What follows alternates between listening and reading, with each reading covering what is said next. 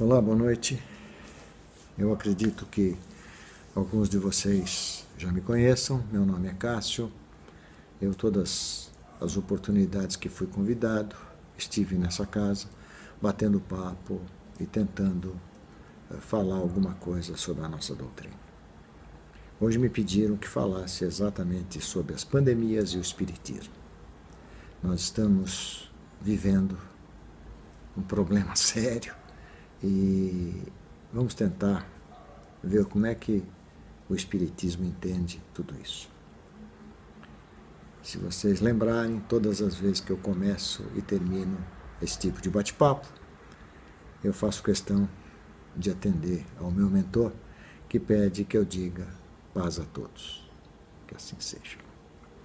Então, para começar, começar a falar sobre o assunto, nós vamos dar uma volta no tempo para procurar entender que grandes pandemias e grandes desastres foram causadores de um número muito grande de desencarnes, né?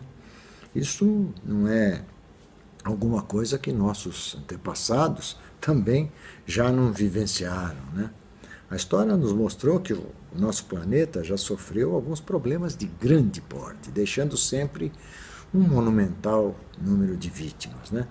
Se nós formos procurar nos noticiários, né, das várias épocas, nós vamos encontrar relatos como aquele grande problema que a humanidade viveu, a peste negra, né, que foi na Idade Média, 1346 a 1353 foi o período em que durou esse problema, e essa peste era transmitida pela pulga dos ratos e matou 1/3 da população do mundo. Olhem bem, gente, 1/3 da população do mundo. Considerando que a população do mundo naquela época era de 370 milhões de pessoas, então nós vamos concluir que morreram aproximadamente 123 milhões de seres humanos. É uma quantidade muito grande, né? Chegando um pouco mais perto da gente, no século passado, nos anos de 1918 e 1919, a grande gripe espanhola, né, que foi causada por um vírus que nós conhecemos, né, o influenza, né, que naquela época, então, matou 50 a 100 milhões de pessoas. Gripe espanhola, sabe por que foi usado esse nome para chamar esse grande problema que assolou nessa época, no século passado? Porque a imprensa da Espanha deu muita atenção a essa gripe no mundo. E os outros países, ou a grande maioria dos outros países, como estavam em guerra, as notícias eram muito mais ligadas ao problema da guerra e pouco falavam sobre essa gripe. Então a Espanha foi, a mídia, né, da Espanha na época, a imprensa, foi a que mais falou. Então, em razão disso, ela recebeu o nome de gripe espanhola, né? Além desses grandes problemas que a humanidade viveu, nós, aqui nesse planetinha, vivemos outro grande número de problemas, outros problemas que também levaram um grande número de pessoas, né? A Primeira Guerra Mundial, de 14 a 19, para a gente ter uma ideia, deixou de 20 a 30 milhões de pessoas desencarnadas. A segunda, que foi de 39 a 45, de 70 a 85 milhões de pessoas, né? Então a gente vê que esses problemas todos já vêm existindo de longa data. Mas existiram outros também, não menos importantes, né? Mas que também ceifaram um grande número de pessoas. A Guerra da Coreia, de 50 a 53, matou 1,5 milhão a 2,5 milhões de pessoas. A do Vietnã, que durou de 59 a 75, matou de 1,5 milhão a 3 milhões de pessoas. A gente vê, né, que são grandes quantidades de pessoas que estavam desencarnando em função desses problemas todos que o mundo já vivenciou, né? Fora esses, nós sabemos que outro grande número de calamidades ocorreram em vários cantos do mundo e também deixaram um grande número de pessoas desabrigadas ou até mortas. Os tsunamis, os incêndios, os terremotos, e etc, etc, né? E agora, então, nós estamos nos defrontando com o coronavírus, né? certamente deixará também um grande número de mortos. Quantos? Ainda não sabemos, né? Mas uma certeza nós temos, serão muitos. Aliás, já são, né? Independente de quantos forem, nós já sabemos que serão muitos, né? Vários foram os países atingidos, direto ou indiretamente, por esses problemas, né? Todos vivendo situações difíceis, gerando medo e condições que não foram nunca muito fáceis de enfrentar, né? Em todo lado, né? Independente do grande número de vítimas, será que nós podemos colher algum benefício desses desastres? Essa pergunta a gente vai fazer sempre, né? Será que nós podemos aproveitar alguma coisa de tudo isso? Então, certamente, né, nós vamos aproveitar essas oportunidades para, com criatividade, nós buscarmos em nosso íntimo alguma coisa que nos leve a uma mudança de valores, nos permitindo mudar as condutas e buscar uma melhor forma de viver, né? Isso a gente sabe, né? E nós sabemos que nessas ocasiões atitudes são tomadas, muita coisa acontece, situações difíceis são instaladas, criando até crises, né? Porém, independentemente dessas situações, pode-se também observar a possibilidade de uma mudança em nós mesmos. Essa aqui é importante que a gente procure atender, né? Essa mudança íntima, essa mudança no nosso âmago, né?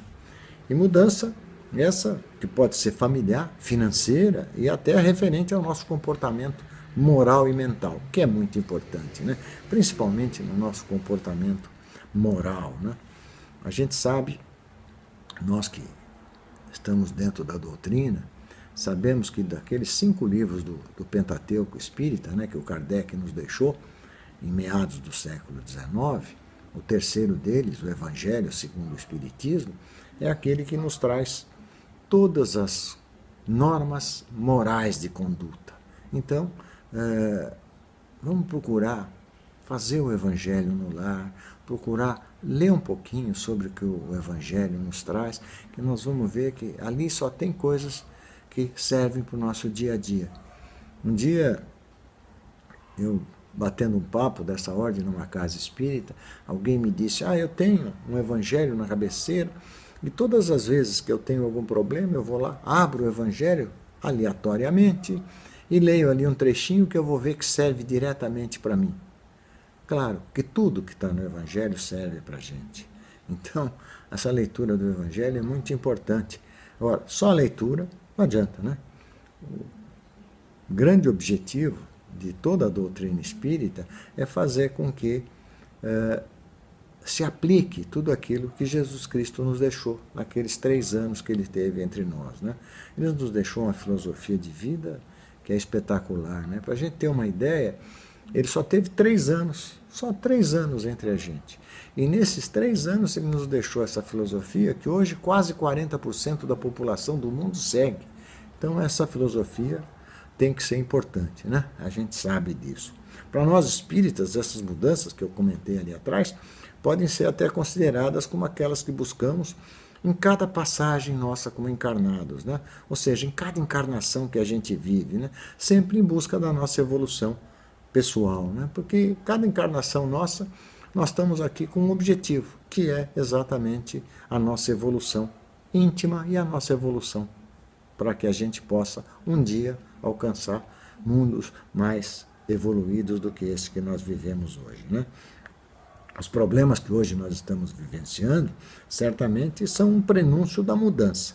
Mudança essa que atingirá não só a nós, como indivíduos, mas também a coletividade, né? A gente vai ver que essa mudança vai atingir, com certeza, toda a coletividade, né?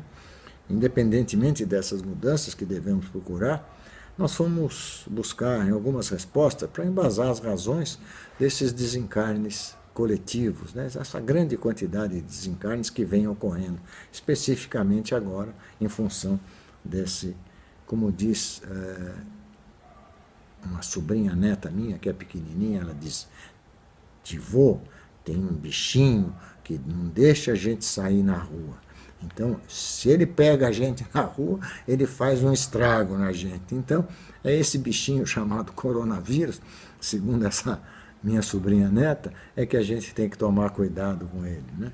Então vamos procurar algumas respostas para isso, né? E será que o que está ocorrendo não é para nós um alerta sobre o processo de regeneração?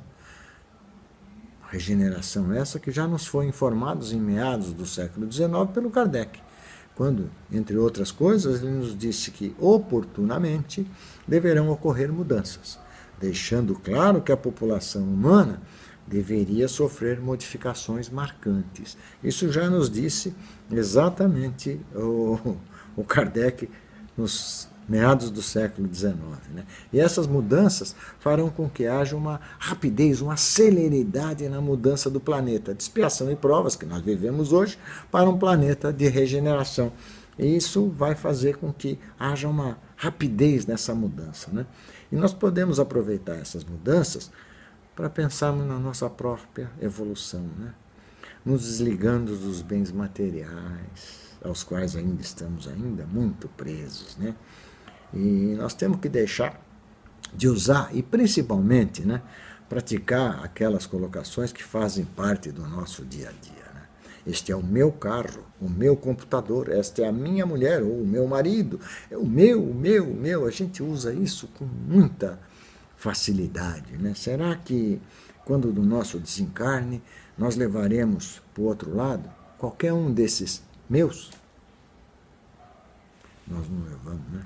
Absolutamente nada, né? Nós não podemos esquecer que a única coisa que nós vamos levar para o lado de lá é o nosso conhecimento moral e até intelectual. Todo o resto ficará, pois tudo que nós temos nos está sendo emprestado.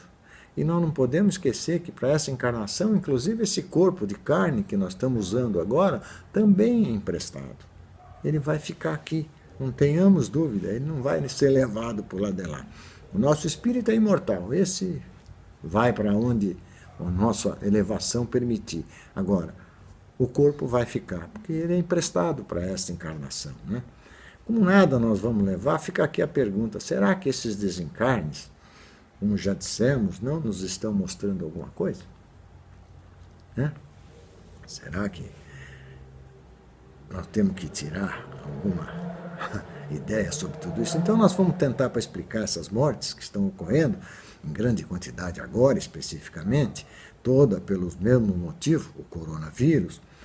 Nós fomos buscar no livro Chico Xavier Pede Licença, onde nos é mostrado que em uma reunião pública de 22 de fevereiro de 1972, eu acredito que muitos de vocês nem nascido era ainda, lá em Uberaba, em Minas, o espírito Emmanuel é o mentor de Chico Xavier.